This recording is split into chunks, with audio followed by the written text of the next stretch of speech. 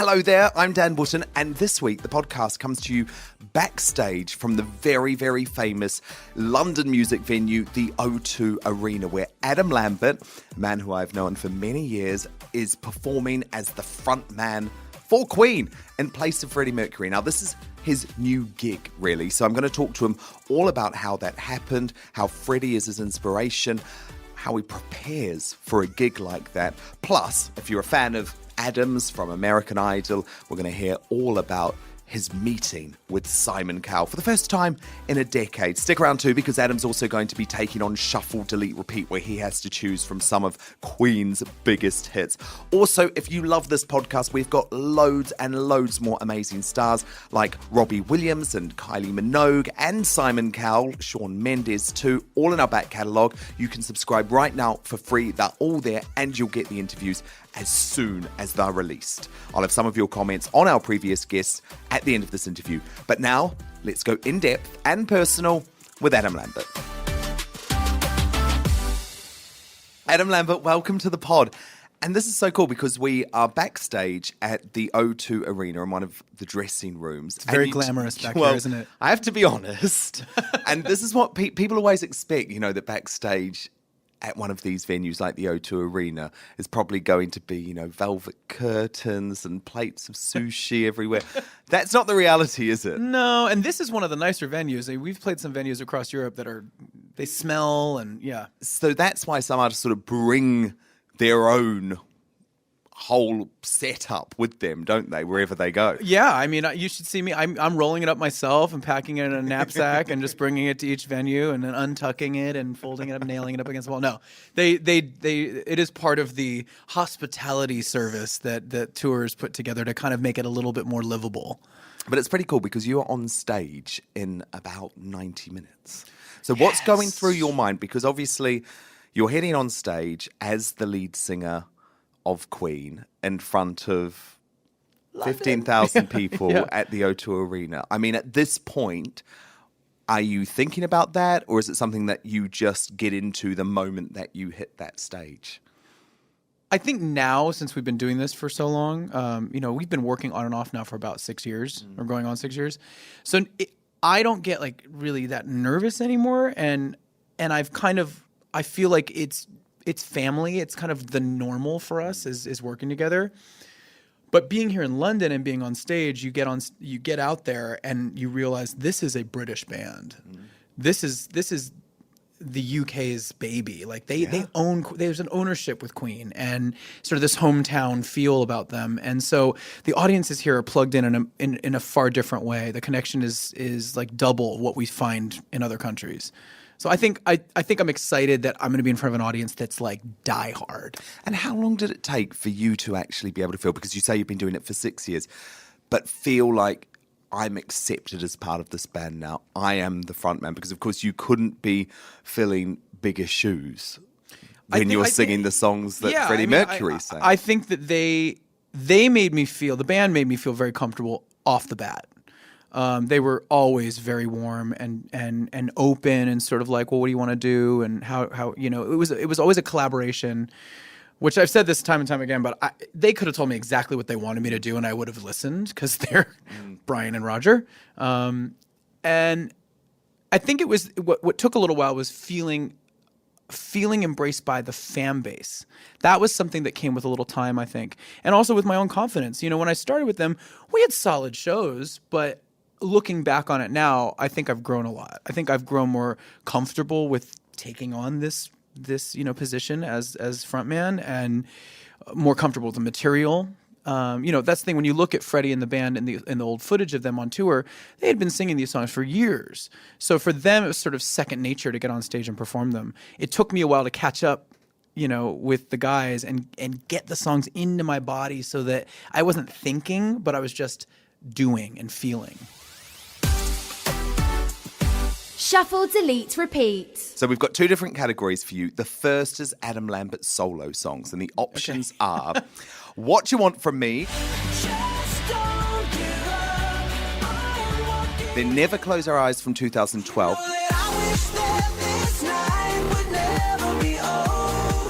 and Ghost Town. I know my heart is a ghost So you have to choose which you'd put on shuffle, which you would repeat, and which you would delete out of those three choices. I think I'd repeat Ghost Town to keep the party going because I think it's such an infectious dance beat, and I think people love it in the club or in their car or on the treadmill. I think I would shuffle What Do You Want From Me? Yeah. It's a great song. I've been with it the longest out of all of those. And I think I would delete Never Close Our Eyes, even though it's a great song, but out of the three, yeah. And then Queen and Adam Lambert. So this is obviously songs that you have been performing on stage. So the choices are, and this is obviously pretty difficult, this one. Sophie's choice. Somebody to Love.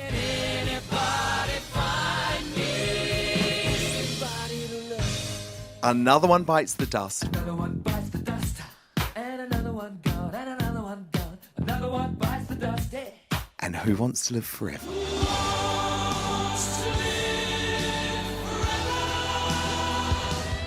Now, are we basing this on the recordings, correct?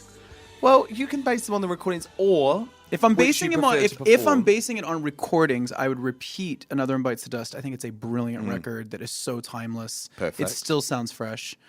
I would shuffle. Ooh, this is hard. I think I would shuffle Somebody to Love.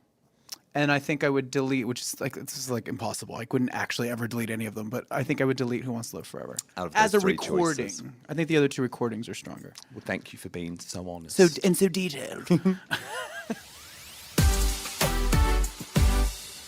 Freddie Mercury, obviously such a groundbreaking man and pop star 100%. in so many ways. Yeah. So how is your relationship with him now? And obviously I'm not talking literally for obvious reasons, but I mean, this was obviously a man that you'd always looked up to. Yeah, But for I sure. presume now that you're singing those songs and you're aware of the legacy, you have looked much, much more into who this man was, how he did what he did, you know, in the 80s and the homophobic 80s Yeah. to sort of be this very sexually fluid, but I mean, probably gay pop star. It's amazing because he especially with his music and his performances, he was utterly fearless. Yeah. You know, I've watched footage and I'm just like, this guy was free. So free. He did not give a flying F what anybody out there thought. He did exactly what he wanted to do. I mean, I remember the first concert footage I saw of him, I think was from Montreal, and he's running around stage barefoot in the shortest shorts in the world. Totally ridiculous, you know. And then looking at footage of him singing beautifully in like a Harlequin, you know, one-piece unitard, and I just thought to myself, this guy clearly didn't care what anybody thought, and also felt 100% comfortable when he hit the stage. And that, to me, as a performer, is what I always strive towards. And does it shock you that even now, all of these decades on, for you, sexuality was still potentially, according to your record company, a hindrance when you first launched your career? I think the pendulum has swung in, you know, more than just back and forth, but side to side as well. There's been interesting movements. If you look at the 70s, especially in the UK and in the US, like rock and roll, which was pop, which was the top of the game at that point, it was all based on, there was this big movement of like androgyny and is he or isn't he and all this fluidity. You know, you had people like Freddie and Bowie and Mark Bolan and then even into the early 80s you had like Boy George. It was cool. It was cool to kind of toy with the perception, fashion, say certain, you know, things to kind of poke fun and be a bit cheeky with the press. But it was still taboo to actually say, I'm gay, here's my boyfriend, Yeah. I'm in love with a Yeah. man. And these lyrics, Yeah. which is obviously one of the issues that you had early on in your career, will actually be about me singing about another man. Yeah, and ironically, we fast forward to the last 10 years, and it's taboo to look androgynous, but now you can identify as being gay, but just don't show anybody yourself acting gay. You know, you can say, I'm gay, I'm bi, I'm a lesbian, you know, but if you show it in your commercial art, that's when everybody starts getting nervous. And that's what I think that's been the big realization that the community's had.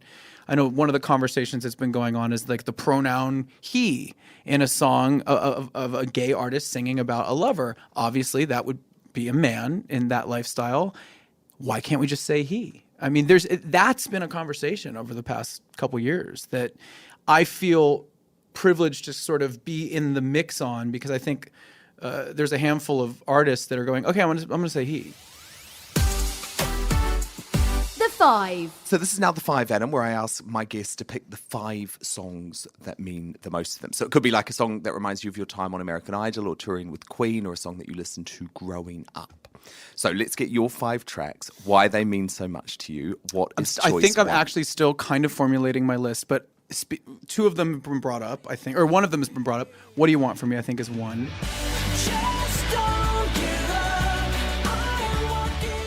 Obviously, it was my big sort of victory lap, right off the bat. Another song would be Bohemian Rhapsody.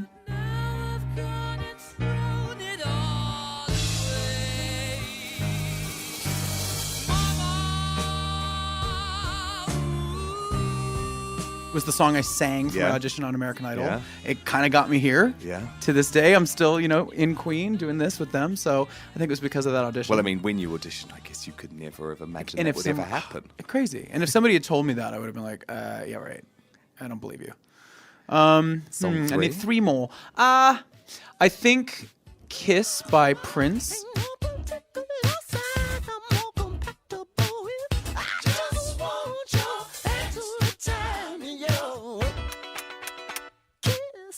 Every time it comes on, I'm like, what? And I remember the first time I heard it as a kid, I was kind of like, who is that? What is that? Yeah. I need to know more. It's so fresh. Song 4. Vogue by Madonna.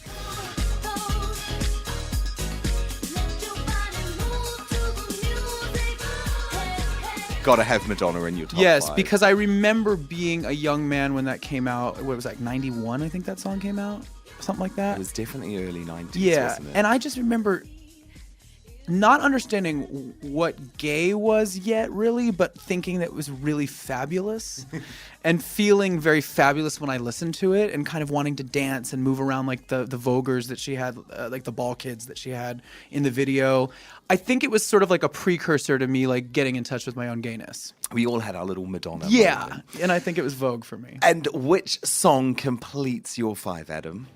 I think Jailhouse Rock. Everybody knows Cell Block was dancing to the Jailhouse Rock. The first time I remember really like trying to sing, my grandmother had bought me for the holidays. She bought me this double tape deck karaoke machine, with the microphone that plugs into it, and you had like the echo and the delay on there. Oh, I loved them. Yeah, and it was like a karaoke tape. We are aging ourselves right now. Oh, yeah, we are, because I said cassette tape, didn't I?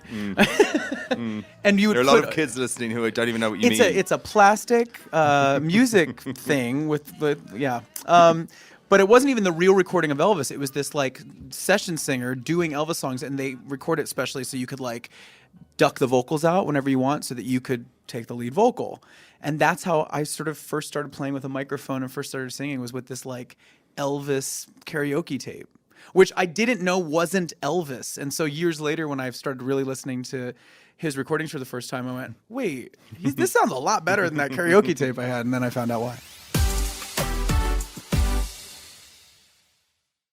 Obviously, you came out after being on this very, very family-friendly, huge viewed show, American Idol, which I guess is connected to a big network, and there's all of these reasons why people maybe would have been nervous about it. And you did have some very groundbreaking moments, including the man-on-man kiss. There was some moments. Yeah. And that was the thing that's so funny, is that I was out. I've been out since I was 18. I've always been out. I never wasn't out. Looking back on it in hindsight, like, I don't think that there was a purpose to go there with the show, because I was singing. If I had had a relationship that I was in at the time, that probably would have been like, oh, this is Adam's boyfriend in the audience. If I had had some sob story in my video package before my performance that week of me, being beaten up by a bully or something, if there had been something topical that had been a part of my story on that show, it would have been part of my story. But I was out. I was, talking about cute boys to everybody, because I'm boy crazy. There was no secret. And hopefully now, you doing that has actually sparked, among other things, a bit of a change in pop, because you look at people like Troye Sivan from Australia, or Years and Years from here in the UK, where actually it does feel pretty normal now. I think the needle is moving, and I'm so excited about it, because it needs to be less of an issue, but in order to get it to that point, it still is an issue. Well, yeah, I mean, I do totally understand that argument when people say, oh, why are you even talking about this? But it's like, hello, in the UK, there is not one professional footballer who is out. It's like, there are still issues in society, guys. Yeah. There is still no massive Hollywood actor who is out, when we all know that they exist in Hollywood. So it is still an issue, would be my point, when people say it shouldn't be discussed. I think the thing that's tricky is that it is a cause, and the positive thing that comes from the cause is, if you set an example of being open and proud of who you are, you can affect young people in these areas, maybe not on the coasts of the U.S. or here in London, but outside of the main scene. You can inspire young people to be brave and to be who they are. That's the best part about all this, is to set an example and to make things less taboo and to make things less scary for the general public. But the thing that's tricky, I think, for a lot of people in the entertainment industry is you have the business side of it. Unfortunately, it isn't necessarily only about art and only about integrity, even though that's what it should be. You have people investing money and worried about the marketing and worried about the demographics, and there's all these players in the game, and that's been the trickiest thing about being in the music industry, for example, is that you're dealing with a room of people that are trying to sell something, and it's not always clear cut and it's not always black and white. But I do see that there's all this wonderful forward momentum with the artists that you mentioned. Lovely Sam Smith, who's been... Who you were linked to, Adam. Oh, I know. I heard that, which him and I were laughing. So you're just friends? We've always been just friends, yeah. You would be quite the power couple, though. Imagine that. That's my sis. That's my sister. He cracks me up. But he was also another person that's been sort of at the forefront of making it as a mainstream artist and being like, yeah, I'm gay. Well, absolutely. And actually, it's really interesting. I didn't even mention him in that list of singers because, and again, I think this is huge progress. No one says over here, Sam Smith, the gay singer, because he just reached that huge level. So that's a really positive thing. It's really positive.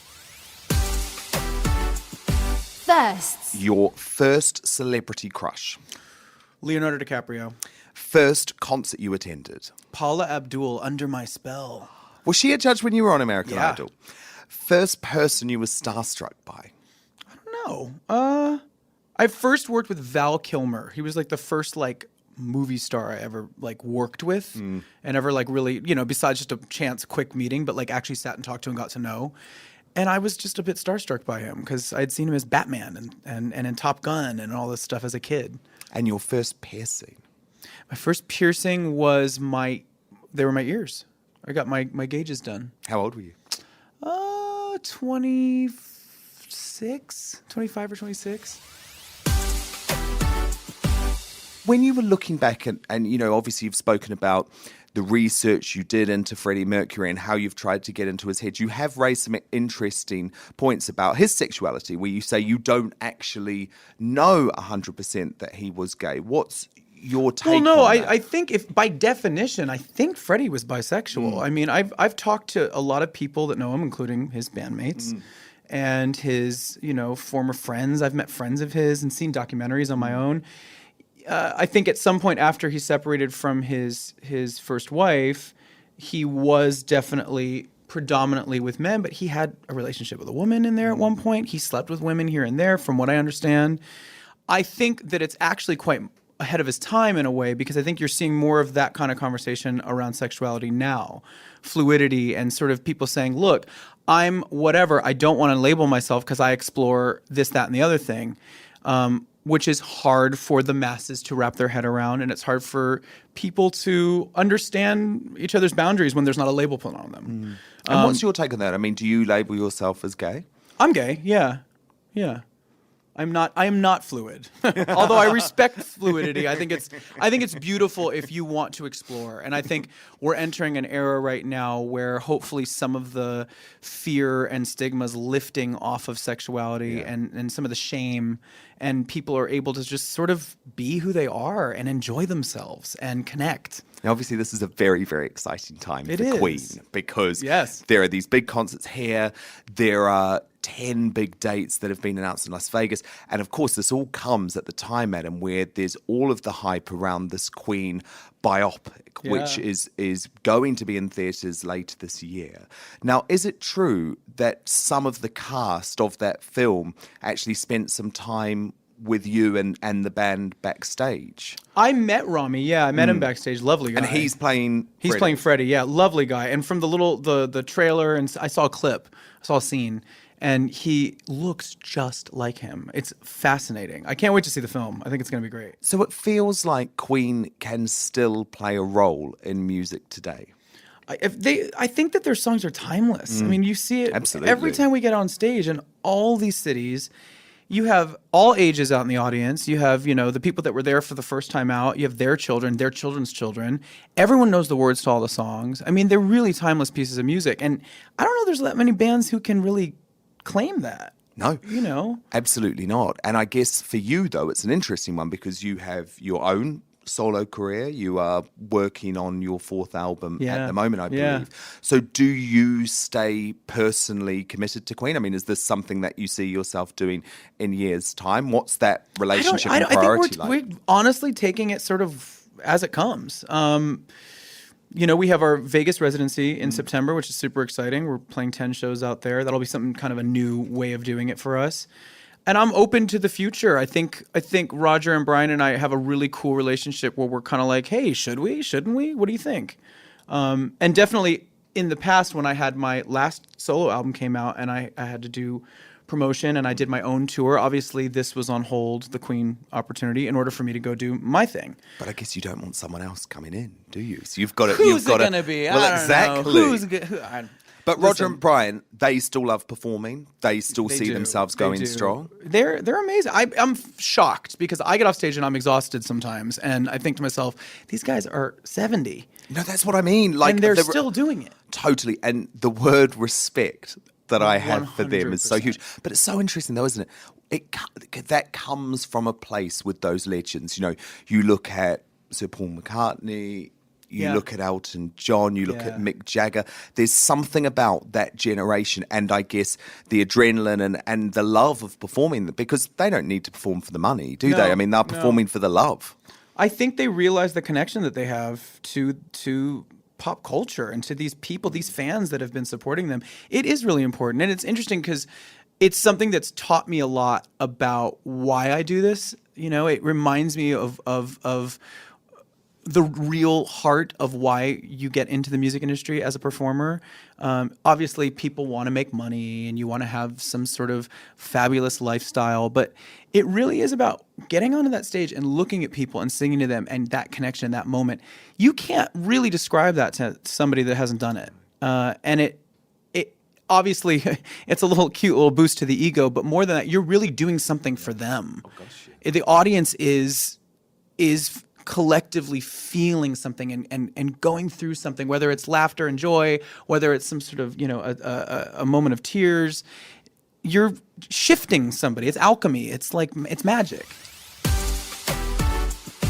Last. The last present you were given. I was given a beautiful drawing by a little girl fan at the venue last night, and it was like this. It was her costume design for me, and it was like a stick figure. I think she was 8, the girl that made this thing, and it was like a stick figure, and there was glitter everywhere, and there was glitter boots and glitter jazz pants. She called them. She labeled each part of the outfit, even pointing to the glitter contact lenses. Which I thought, well, if she could make those and actually develop those, she might be a billionaire. I mean, that could be the next wave of beauty. Super cute. The last time you cried? I cry like a baby during films. If there's any sort of emotional, sentimental thing, even if it's a terrible film, if it barely starts pulling at my heartstrings, I'll be like, and I'll fall apart. Do you remember the last one? Westworld, I binge watched the end of the Westworld season, and I got teary and sobby. The last time you Googled yourself? I haven't Googled myself in a really long time because I have an amazing publicist that sends me everything. There's no need for me to Google myself. I have a full direct line. And the last person you spoke to on the phone? My brother. I talked to him this Where's afternoon. He's in Portland. He just moved with his family. He's got a little baby, he's over a year old. So I'm a you're new now an uncle. Uncle Adam. Uncle Adam, a gunkle, as I like to call it. And he's What does doing really gunkle well. mean? Gay uncle? Gay uncle.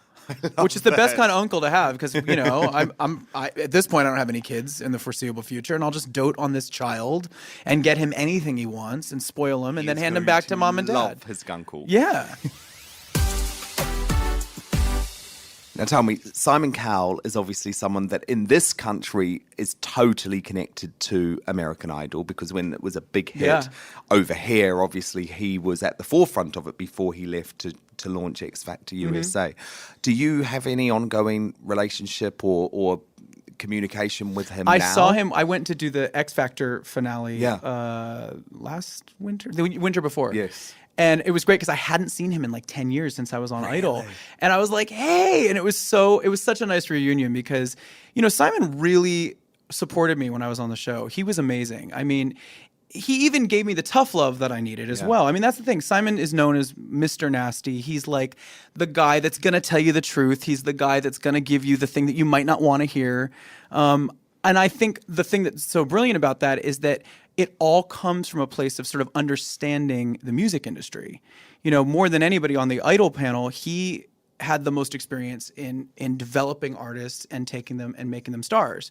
So when he would come with a piece of criticism or if he would tease you about something, I think it was him sort of testing you in a way. I noticed even my audition when he was like, well, you're very theatrical. I think he was throwing it at me to see what I would do with it.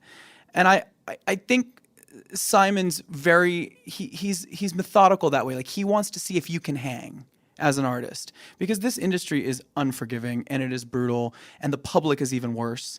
And I think Simon in a way was illustrating sort of what you're going to have to deal with as an artist. And I like that about him. I think you can see him doing it to almost all the contestants on all of his shows. At some point he's testing you. He's seeing like, can you handle this? Well, and I guess now a decade on, you've proven you have. I mean, and thanks to Simon. I mean, he kind of reminded me of this is going to be a roadblock. People are going to rag on you for this or rag on you for that. So, yeah, I think that he gets it. I think he's really, really smart that way. I respect him a lot. Well, Adam, look, you've got to get ready. Yes, for this I do. concert. It's time to put but on my thank you so much for having us backstage in the Queen lair. Yeah, it's this very, really very glamorous exciting. cement room. And I have never seen Queen live before, Oh my so gosh. I am beyond I'm excited. so I've happy obviously to seen pop you your live cherry. before, but yeah, my Queen cherry will be Queen popped. cherry, yeah. So good luck. Get on stage and thank you so much for being on the Thank you. podcast Appreciate today. it. So Adam's gone to get ready. He's going to be on stage shortly, but he's let me stay in his dressing room, which is quite cool. So thank you for that, Adam. If you loved that interview, there is so much more where that came from. You just need to subscribe, actually, wherever you're listening to this podcast, the Dan Wootton interview, and there's loads of big names in our back catalogue. I think you'll love Meghan Trainor, and you'll also love Shawn Mendes. Loads of huge names. They're all free as well. And of course, on a recent episode, we had Kylie Minogue back on the podcast from Cannes. And Robert on Twitter, he wrote to me to say, haven't heard Kylie so happy and relaxed in years. What a great interview, Dan. And one of those things that was discussed in that interview was the whole issue of whether Kylie might represent Australia or the UK for Eurovision one day. And that has sparked a huge reaction. Here's a couple of examples. Meredith on Twitter, she said, so happy she said she'd have to represent Australia if she were to do Eurovision. We're so proud of her down under. But then Matt Webb 2000 said, no, Kylie, you were too good for Eurovision. Eurovision is for starters. Do you know what? I have to come down on the side of Matt there. I do not want to see Kylie on Eurovision. She doesn't have anything to prove. So if you'd like to listen to that interview, then just hit subscribe. It's there for free right now. And I'll be back very soon with you for another Dan Wootton interview.